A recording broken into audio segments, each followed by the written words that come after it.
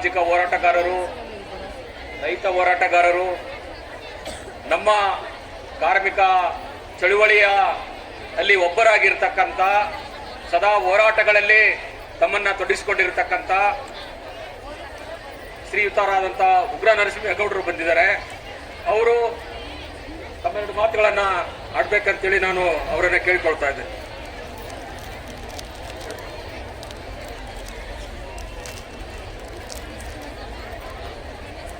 Hello, ಸ್ವಲ್ಪ silent ಆಗಿರ್ಬೇಕಂತ ಮತ್ತೊಮ್ಮೆ ಮನವಿ. ಕರ್ನಾಟಕದ ಎಲ್ಲ ಜಿಲ್ಲೆಗಳಿಂದ ಹರಿದು ಬಂದು ರಾಜಧಾನಿಯನ್ನು ಸೇರಿ ರಾಜಧಾನಿಯ ಇಡೀ ಕೇಂದ್ರ ಭಾಗವನ್ನು ಪಿಂಕ್ಮಯ ಮಾಡಿರುವಂತ ಎಲ್ಲ ಆಶಾ ಸೋದರಿಯರೇ, ನಿಮಗೆಲ್ಲರಿಗೂ ಈ ಹೋರಾಟಕ್ಕಾಗಿ ನಿಮ್ಮನ್ನು ಅಭಿನಂದಿಸ್ತಾ, ಹೀಗೆ ಒಗ್ಗಟ್ಟಾಗಿರೋದಕ್ಕಾಗಿ ನಿಮ್ಮನ್ನು ಅಭಿನಂದಿಸ್ತೇನೆ. ಈ ಕಾರ್ಯಕ್ರಮದಲ್ಲಿ ವೇದಿಕೆಯಲ್ಲಿರುವ ಎಲ್ಲ ಹೋರಾಟದ ಹಿರಿಯ ಮತ್ತು ಸಮಕಾಲೀನ ಒಡನಾಡಿಗಳೇ, ನಿಮಗೆಲ್ಲರಿಗೂ ಪ್ರೀತಿಯ ನಮಸ್ಕಾರಗಳು. ಸೋದರಿಯರೇ, ಈಗ ಇತ್ತೀಚೆಗೆ ಈಗೊಂದು 10-15 ದಿವಸದ ಹಿಂದೆ ಮೈಸೂರಿನಲ್ಲಿ ನಮ್ಮ ಕಾಮ್ರೇಡ್ ಚಂದ್ರಶೇಖರ್ ಮೇಟಿ ಅವರು ಇದ್ದಾರಲ್ಲ, ಅವರ ಕಾಮ್ರೇಡ್ ಸಂಧ್ಯಾ ಅವರು ಈ ಆಶಾ ಸಮಸ್ಯೆಗಳ ಬಗೆಗೆ ಮಾತಾಡಿ, ಮುಂದೆ 13ಕ್ಕೆ ಕಾರ್ಯಕ್ರಮ ಇದೆ, 13-14 ಅಂತ ಹೇಳಿ ಇದ್ರ ಬಗ್ಗೆ ಸರ್ಕಾರದ ಗಮನ ಸೆಳೆಯಲಿಕ್ಕೆ ಏನು ಮಾಡಬಹುದು ಅಂತ ನನ್ನ ಹತ್ರ ಚರ್ಚೆ ಮಾಡ್ತಾ ಇದ್ರು. ನಾನು ಮುಖ್ಯಮಂತ್ರಿಗಳ ಕಚೇರಿಗೆ ಇದನ್ನು ತಲುಪಿಸೋ ವ್ಯವಸ್ಥೆ ಮಾಡ್ತೇನೆ, ಅವ್ರ ಗಮನಕ್ಕೆ ಹೋಗೋ ಹಾಗೆ ಮಾಡ್ತೀನಿ ಅಂತ ಹೇಳಿದ್ದೆ. ಅಷ್ಟನ್ನ ಮಾಡಿದ್ದೇವೆ. ಆದರೆ ಇಡೀ ಆಶಾ ಸಮಸ್ಯೆಯನ್ನ ಕುರಿತು ಓದಿದಾಗ ನನಗನ್ಸಿದ್ದು ಅಂದ್ರೆ,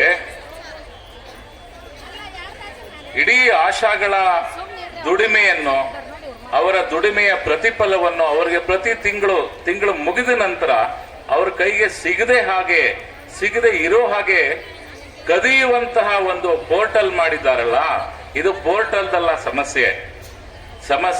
RCH ಪೋರ್ಟಲ್ದಲ್ಲ. RCH ಪೋರ್ಟಲ್ ಅನ್ನು ರೂಪಿಸಿದ್ದಾರಲ್ಲ, ಆ ಪೋರ್ಟಲ್ ಇಂದ ಸಮಸ್ಯೆ ಮತ್ತೆ ಬಿಗಡಾಯಿಸ್ತಾ ಇದೆ. 12,000ದಷ್ಟು ಆಶಾಗಳಿಗೆ ಅವರ ದುಡಿಮೆಯ ಸಂಬಳ ದೊರೀತಾ ಇಲ್ಲ ಅಂತ ಮತ್ತೆ ದೂರಿದ್ರು ಕೂಡ, ಅದನ್ನ ಸಾಬೀತು ಮಾಡಿದ್ರು ಕೂಡ ಒಪ್ಪದೇ ಇರುವ ಅಧಿಕಾರಶಾಹಿಯ ಮನಸ್ಥಿತಿ ಇದೆಯಲ್ಲ, ಅದು ಸಮಸ್ಯೆ. ಅಂದ್ರೆ ಆಶಾಗಳ ದುಡಿಮೆಯ ಹಣವನ್ನು ಅವರಿಗೆ ಪ್ರತಿ ತಿಂಗಳು ತಲುಪಿಸದೇ ಇರೋ ಹಾಗೆ ನೋಡಿಕೊಳ್ಳುವ ಅಧಿಕಾರಶಾಹಿಯ ಮನಸ್ಥಿತಿಯೇ ಇಲ್ಲಿ ನಮಗೆ ಎದುರಾಗಿ, ಶತ್ರುವಾಗಿ, ಮನುಷ್ಯ ವಿರೋಧಿಯಾಗಿ ನಿಂತಿದೆ. ಅದನ್ನು ನಾವು ಖಂಡಿಸಬೇಕಾಗಿದೆ. ನಾಚಿಕೆ ಆಗಬೇಕು. ಯಾರಿಗೆ ಅಂದ್ರೆ, ಕನಿಷ್ಠ 2-3 ಲಕ್ಷ ರೂಪಾಯಿಗಳ ಸಂಬಳ ತಗೋತಾ, ಇತರ ಎಲ್ಲ ಸೌಲಭ್ಯಗಳನ್ನು, ಮನೆ ಬಾಡಿಗೆ, ವಾಹನ ಭತ್ಯೆ, ಅದು ಆಳುಮೂಳು ಎಲ್ಲನೂ ತಗೋತಾ 12,000ಕ್ಕಿಂತ ಕಡಿಮೆ, 8,000-12,000 ರೂಪಾಯಿನ ಒಳಗಡೆ 1,000 ಕುಟುಂಬಗಳ ಆರೋಗ್ಯದ ಬಗ್ಗೆ ನಿಗಾ ವಹಿಸುವಂತ ಆಶಾ ಹೆಣ್ಣು ಮಕ್ಕಳ ತಿಂಗಳ ದುಡಿಮೆಯ ಪ್ರತಿಫಲವನ್ನು ಅವರಿಗೆ ನಿಗದಿತವಾಗಿ ಸಿಗದೆ ಇರೋ ಹಾಗೆ ಮಾಡ್ತಾ ಇದ್ದಾರಲ್ಲ, ಇದಕ್ಕೆ ನಾಚಿಕೆ ಪಟ್ಕೋಬೇಕು. ಇದು ಮುಂದುವರಿಯದ ಹಾಗೆ, ಇದು ಇನ್ನೊಂದು ತಿಂಗಳು ಮುಂದುವರಿಬಾರ್ದಪ್ಪ, ಬಹಳ ನಾಚಿಕೆ ಆಗ್ತಿದೆ ನನಗೆ ಕೇಳಕ್ಕೆ ಅಂತ ಇದು ಮುಖ್ಯಮಂತ್ರಿಗಳ ಗಮನಕ್ಕೆ ಹೋಗಿ ಅವರು ಕೂಡಲೇ ಇದನ್ನ ಬಗೆಹರಿಸಬೇಕು. ಯಾಕೆ ಅಂದ್ರೆ, ಈಗ ಇರುವ ಕರ್ನಾಟಕದ ಮುಖ್ಯಮಂತ್ರಿಗಳು ಈ ಹಿಂದೆಯೂ ಕೂಡ ಆಶಾಗಳ ಸಮಸ್ಯೆಯನ್ನ ಬಗೆಹರಿಸಿದ್ದವರು. ಅವರ ನಂತರ 2019-20 ಕರ್ನಾಟಕದಲ್ಲಿ ಕೋವಿಡ್ ಬಂತು. ವಿಶ್ವ ಆರೋಗ್ಯ ಸಂಸ್ಥೆ ರಾಷ್ಟ್ರ ಮಟ್ಟದಲ್ಲಿ ಪ್ರಧಾನಮಂತ್ರಿಗಳು ಕರ್ನಾಟಕದ ಮತ್ತು ಇಡೀ ದೇಶದ ಆಶಾಗಳ ಕೊಡುಗೆಯನ್ನ ಹಾಡಿ ಹೊಗಳಿದ್ರು. ಅಲ್ರಿ, ನಿಮ್ಗೆ ನಾಚಿಕೆ ಆಗೋದಿಲ್ವಾ? ಹೋದ ಸರ್ಕಾರ ಆಶಾಗಳನ್ನ ಕೊರೋನಾ ವಾರಿಯರ್ಸ್ ಅಂತ ಕರೀತು. ಅವ್ರನ್ನ ಎಲ್ಲರೂ ಜೀವ ಬೆದರಿಕೆಯಿಂದ, ಜೀವ ಭಯದಿಂದ, ಸಾವಿನ ಭಯದಿಂದ ಮನೆ ಒಳಗೆ ಸೇರ್ಕೊಂಡಿದ್ದಾಗ, ಸಾವಿನ ಭಯವನ್ನು, ಜೀವ ಭಯವನ್ನು ತೊರೆದು ಬೀದಿಗಳಲ್ಲಿ, ಆಸ್ಪತ್ರೆಗಳಲ್ಲಿ ಕೋವಿಡ್ ರೋಗಿಗಳನ್ನ ಆಸ್ಪತ್ರೆಗೆ ಸೇರಿಸುವಂತಹ ಕೆಲಸ ಮಾಡಿದ್ರಲ್ಲ, ಇಷ್ಟು ಕೆಚ್ಚದೆಯ ಕೆಲಸ ಮಾಡಿದ್ರಲ್ಲ, ಇಷ್ಟು ಮಾನವೀಯತೆಯನ್ನು ಮೆರೆಯುವಂತಹ ಕೆಲಸ ಮಾಡಿದ್ರಲ್ಲ, ಅವ್ರಿಗೆ ಕೊಡ್ಬೇಕಾಗಿದ್ರು ಗೌರವಧನವನ್ನು ಕೊಟ್ಟಿಲ್ವಲ್ರ ಮಾರಾಯ ನೀವು ಹಿಂದಿನ ಸರ್ಕಾರದವರು. ಮಾತೆತ್ತಿದ್ರೆ ರಾಮರಾಜ್ಯ ಅಂತಿರಲ್ಲಪ್ಪ. ರಾಮರಾಜ್ಯದಲ್ಲಿ ಸೀತೆಗೆ ಬಂದೊದಗಿದ ಗತಿಯನ್ನು ಆಶಾಗಳಿಗೆ ತಂದಿಟ್ಟಿದ್ದಾರೆ. ಇದೆಂತ ನಾಚಿಕೆಗೇಡಿನ ವಿಷಯ. ಆಮೇಲೆ ನಮ್ಮ ಸಮಸ್ಯೆ ನೋಡ್ರಿ, ಎಲ್ಲರಿಗೂ ಕೋವಿಡ್ ನಿಂದ ನೋಟ್ ಬಂದಿ, ನೋಟ್ ಬ್ಯಾನ್, ಕೋವಿಡ್ ನಿಂದ ಹೈರಾಣ ಹೋಗಿದ್ದಾರೆ ಜನ.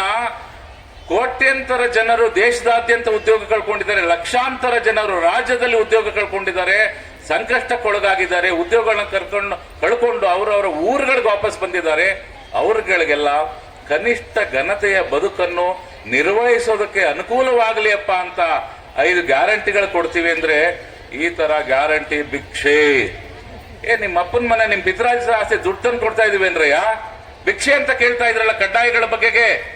ನೀವು ನಮಗೆ ಕೊಡಬೇಕಾದ ತೆರಿಗೆ ಪಾಲನ್ನ ಸರಿಯಾಗಿ ಕೊಟ್ರೆ ನಮ್ಮ ಆಶಾಗಳಿಗೆ 15,000 ರೂಪಾಯಿನ ಖಂಡಿತ ಕೊಡಬಹುದು.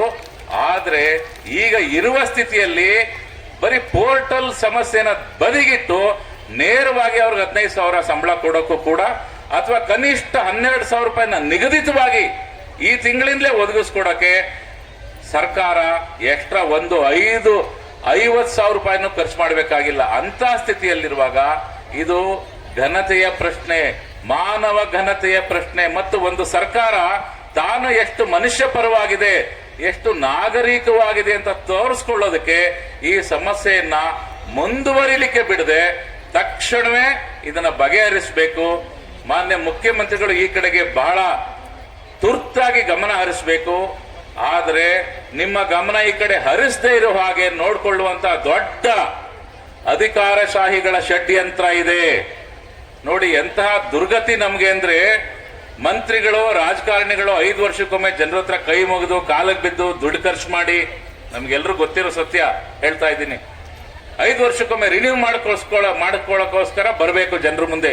ಈ ಅಧಿಕಾರಶಾಹಿಗಳಿದ್ದಾರಲ್ಲ, ಒಂದು ಸಾರಿ ಅಧಿಕಾರಕ್ಕೆ ಬತ್ತು ಅಂದ್ರೆ 30 ವರ್ಷ ಅಥವಾ ಅವ್ರು ರಿಟೈರ್ ಆಗುವವರೆಗೂ ಗೂಟ ಬಡ್ಕೊಂಡು ಯಾರ ಸಮಸ್ಯೆಗೂ ಕಿವಿ ಕೊಡೋದೇ ಇಲ್ಲ. ಅವರು ಅಷ್ಟು ದುರಹಂಕಾರಿಗಳಾಗಿದ್ದಾರೆ, ಜಿಡ್ಡು ಬಿದ್ದೋಗಿದ್ದಾರೆ. ಇದನ್ನ ಮುಖ್ಯಮಂತ್ರಿಗಳು ಗಮನಕ್ಕೆ ತಗೋಬೇಕು. ಇದನ್ನ ಗಮನಕ್ಕೆ ತಗೊಂಡು ನೀವು ಮಾನವೀಯವಾಗಿಲ್ಲ ಅನ್ನೋದನ್ನ ಅವ್ರಿಗೆ ಹೇಳಿ, ಸಂಬಳನ ಸರಿಯಾಗಿ ಆಶಾಗಳ ಗೌರವಧನ, ಅದು ಸಂಬಳ ಅಂತಲೂ ಕರೆಯಲ್ಲ, ಗೌರವಧನಕ್ಕೆ ಗೌರವವೇ ಇಲ್ಲದಿರುವಂತಹ ಒಂದು ಜೀತಗಾರಿಕೆಯ ದುಡಿಮೆಯ ದುಡ್ಡನ್ನು ಅವರ ಕುಟುಂಬಕ್ಕೆ ಪ್ರತಿ ತಿಂಗಳ 1ನೇ ತಾರೀಕು 5ನೇ ತಾರೀಕು ತಿಂಗಳು ಸಿಗೋ ಹಾಗೆ ಮಾಡಿ, ಆ ಹೆಣ್ಣು ಮಕ್ಕಳ ಮುಖದಲ್ಲಿ ಸಂತಸದ ನಗೆಯನ್ನ ಉಕ್ಕುವ ಹಾಗೆ ಮಾಡಿ, ಅದು ನಿಮಗೆ 100,000 ಕೋಟಿಗಳಲ್ಲಿ ಹಾರೈಕೆ ಆಗುತ್ತೆ. ಅದರ ಮೂಲಕ ರಾಜ್ಯ ಜನರ ಆರೋಗ್ಯವೂ ಕೂಡ ಸುಭಿಕ್ಷವಾಗುತ್ತೆ ಅನ್ನೋದನ್ನ ನಾವು ಈ ಮುಖ್ಯಮಂತ್ರಿಗಳಿಗೆ ಗಮನಕ್ಕೆ ತರಬೇಕಾಗಿದೆ. ಇನ್ನೊಂದು, ನಮ್ಮ ಆರೋಗ್ಯ ಮಂತ್ರಿಗಳಿದಾರಲ್ಲ, ಅವ್ರ ಸುತ್ತ ಇರೋ ಅಧಿಕಾರಶಾಹಿಗಳಿಗೆ ಇಷ್ಟು ದಿನಗಳಲ್ಲಿಯೂ ಕೂಡ ಇದು RCH ಪೋರ್ಟಲ್ ನ ಸಮಸ್ಯೆ, ಒಂದು ತಾಂತ್ರಿಕ ಸಮಸ್ಯೆ ಅನ್ನೋದು ಅರಿವೇ ಆಗಿಲ್ಲ ಅಂದ್ರೆ, ಅವರು ಉದ್ದೇಶಪೂರ್ವಕವಾಗಿ ಇದನ್ನ ಗಮನಕ್ಕೆ ತಗೋತಾ ಇಲ್ಲ. ಅವರು 42 ಅಥವಾ 45 ಸಾವಿರ ಕುಟುಂಬಗಳ ನೋವನ್ನ ಗಣನೆಗೆ ತಗೋತಿಲ್ಲ ಅಂದ್ರೆ ಅವರ IAS ಹುದ್ದೆಗಳಿದಾವಲ್ಲ, ಅದು ನಿಷ್ಪ್ರಯೋಜಕ. ನಾಚಿಕೆಗೇಡು. ಅವ್ರಿಗೆ ನಾಚಿಕೆ ಆಗ್ಬೇಕು, ಅವ್ರಿಗೆ ನಾಚಿಕೆ ಆಗ್ಬೇಕಿಂತ ಕೃತ್ಯನ ಎಸಗ್ತಾ ಇರೋದಕ್ಕೆ ಮತ್ತು ಅದನ್ನ ಮುಂದುವರೆಸ್ತಿರೋದಕ್ಕಾಗಿ. ಮತ್ತೆ ಇನ್ನು ಬಹಳ ಮುಖ್ಯವಾಗಿ RCH ಪೋರ್ಟಲ್ ಆಶಾಗಳಿಗಿದೆ. IAS ಗಳಿಗೊಂದು ಪೋರ್ಟಲ್ ಮಾಡೋಣವಾ, IPS ಗಳಿಗೊಂದು ಪೋರ್ಟಲ್ ಮಾಡೋಣವಾ, ಎಲ್ರಿಗೂ ಒಂದು ಪೋರ್ಟಲ್ ಮಾಡಿ ನೀವೆಲ್ಲ ಎಷ್ಟು ಕೆಲಸ ಮಾಡಬೇಕು, ಆ ಕೆಲಸದ ಪರಿಣಾಮ ನೋಡಿ ನಾವು ನಿಮ್ಗೆ ಸಂಬಳ ಮಾಡ್ತೀವಿ ಅಂದ್ರೆ ಹೆಂಗಿರುತ್ತೆ ಅಲ್ರೋ ಮಾರಾಯ. ನಿಮಗೆ ಕನಿಷ್ಠ ಘನತೆ ಗೌರವಕ್ಕಾದ್ರೆ ಬದುಕ್ರಯ್ಯ. ಸಂವಿಧಾನದ ಪ್ರಕಾರ ದುಡ್ದಿರೋ ಸಂಬಳನ ಅವ್ರಿಗೆ ತಲುಪಿಸ್ಬೇಕು. ಪ್ರಜಾಪ್ರಭುತ್ವದ ರೀತಿ ನೀತಿಗಳೇನು ಅದಕ್ಕೆ ತೊಂದರೆ ಆಗದಿರೋ ನೋಡ್ಕೋಬೇಕು. ಅದಕ್ಕೆ ನೇಮಿಸಿರೋ ನೀವು ನಿಮ್ ಕೆಲಸ ಮಾಡ್ಲಿಲ್ಲ ಅಂದ್ರೆ ನಿಮ್ಗೆ ಏನ್ ಮಾಡ್ಬೇಕು? ವಿಧಾನಸೌಧ ಕಂಬ ಕಟ್ಟಾಕ್ಬಿಟ್ಟು ಬಾರ್ಕಲ್ಲಿ ಹೊಡಿಬೇಕಾ ನಿಮ್ಗೆ? ಅದು ಪ್ರಾಣಿಗಳಿಗೆ ಮಾಡುವಂತ ಕೆಲಸ. ನೀವು ನಾಗರಿಕರು IAS ಗಳು ಓದ್ಕೊಂಡು ಬಂದಿದ್ರಿ, KS ಪಾಸ್ ಮಾಡಿದ್ದೀರಿ. ಇದನ್ನ ಅರ್ಥ ಮಾಡ್ಕೊಂಡು ಮೊದಲು ನಿಮ್ಮ ಕನಿಷ್ಠ ಜವಾಬ್ದಾರಿಯನ್ನು ನಿರ್ವಹಿಸಿ. ಮತ್ತು ಮುಖ್ಯಮಂತ್ರಿಗಳೇ, ನಿಮ್ಮನ್ನು ದಿಕ್ಕು ತಪ್ಪಿಸುತ್ತಿರುವ ಈ ಅಧಿಕಾರಶಾಹಿಯಿಂದ ಸರಿಯಾಗಿ ಮಾಹಿತಿಗಳನ್ನು, ಚಳವಳಿಯ ಹೋರಾಟಗಾರರಿಂದ ವಾಸ್ತವಾಂಶಗಳನ್ನು ತಿಳ್ಕೊಂಡು ಕೂಡಲೇ ಆಶಾಗಳ ಸಮಸ್ಯೆಯನ್ನು ಬಗೆಹರಿಸಿ ಅವರ ಬದುಕು ಸುಗಮವಾಗಿ ಘನತೆಯಿಂದ ನಿರ್ವಹಿಸುವ ಹಾಗೆ ನೋಡ್ಕೊಳ್ಳಿ ಅಂತ ಹೇಳ್ತಾ ನಾನು ಮುಖ್ಯಮಂತ್ರಿಗಳಿಗೆ ಆಗ್ರಹಿಸ್ತಾ ಇದ್ದೀನಿ, ಒತ್ತಾಯಿಸ್ತಾ ಇದ್ದೀನಿ. ಮನವಿ ಮಾಡ್ಕೊಳ್ಬೇಕಾಗಿಲ್ಲ. ನಾವು ಭಿಕ್ಷೆ ಬೇಡಕ್ ಬಂದಿಲ್ಲ. ಈ ದೇಶದ ಸಂವಿಧಾನದ ಅಂತಿಮ ಸರ್ವ ಶ್ರೇಷ್ಠರಾದ ಮಾಲೀಕರು ನಾವಾಗಿದ್ದೇವೆ, ಮತದಾರರು. ನಾವು ನಿಮ್ಮನ್ನ ಬೇಡ್ಕೊಳ್ಳೋದಿಲ್ಲ, ನಿಮಗೆ ಒತ್ತಾಯಿಸ್ತೇವೆ ಮತ್ತು ಆಗ್ರಹಿಸ್ತೇವೆ. ನಮ್ಮ ದುಡಿಮೆಯಿಂದ ಬರುವ ಘನತೆಯ ಹಣದಿಂದ ನಾವು ಬದುಕೋಕೆ ಸರಿಯಾದ ವ್ಯವಸ್ಥೆ ಮಾಡಿ. ನಮಗೆ ಬಿಟ್ಟಿನೂ ಬೇಕಾಗಿಲ್ಲ, ಎಂಥದ್ದು ಬೇಕಾಗಿಲ್ಲ, ದಾಕ್ಷಿಣ್ಯದ ದುಡ್ಡು ಕೂಡ ಬೇಕಾಗಿಲ್ಲ. ಅದರಿಂದ ನಿಮ್ಮ ಕರ್ತವ್ಯದ ಭಾಗ ಅಂತ ನೀವು ತಿಳಿದು ಮಾಡಬೇಕು. ಯಾಕಂದ್ರೆ ನಿಮಗಿಂತಲೂ ಹೆಚ್ಚು ಮಾನವೀಯವಾಗಿ ಸ್ಪಂದಿಸುವಂತವ್ರನ್ನ ನಾವು ಸದ್ಯದಲ್ಲಿ ಕಾಣ್ತಾ ಇಲ್ಲ. ಅದರಿಂದಾಗಿ ನಿಮಗೆ ಆಗ್ರಹಿಸ್ತಾ ಇದ್ದೇವೆ, ತಕ್ಷಣ ಈ ಕೆಲಸ ಮಾಡಿ. ಜೊತೆಗೆ ಈ ಹಿಂದೆ ಈ ಸಮಸ್ಯೆನ 5-6 ವರ್ಷಗಳ ಕಾಲ ಬಿಟ್ಕೊಂಡೇ ಬಂದಿದ್ದಾರಲ್ಲ, ಅವ್ರ ಬಗ್ಗೆಗೂ ನೀವು ಎಚ್ಚರ ವಹಿಸಬೇಕು. ಅವರು ಮಾತೆತ್ತಿದ್ರೆ ದೇಶ ಪ್ರೇಮ, ರಾಮ ಭಕ್ತಿ ಏನೇನೋ ಮಾತಾಡ್ತಾರೆ.